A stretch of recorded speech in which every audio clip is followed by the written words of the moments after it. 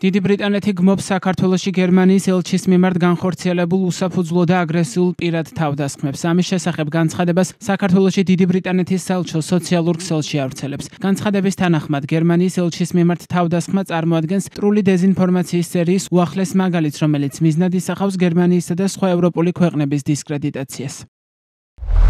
დიდი ბრიტანეთი გმობს საქართველოში გერმანიის ელჩის მიმართ განხორციელებულ უსაფუძვლო და აგრესიულ პირად თავდასხმებს. ეს წარმოადგენს მტრული დეზინფორმაციის სერიის უახლეს მაგალითს, რომელიც მიზნად ისახავს გერმანიისა და სხვა ევროპული ქვეყნების დისკრედიტაციას. იმ პარტნიორების, რომლებიც ათწლეულების განმავლობაში საქართველოს გვერდით იდგნენ. ჩვენ ვუერთდებით გერმანიას და მოვუწოდებთ საქართველოს ხელისუფლებას შეწყვიტოს ყალბი ნარატივების გავრცელება საქართველოსა და მისი ხალხის მიმართ დასავლური მხარდაჭერის შესახებ.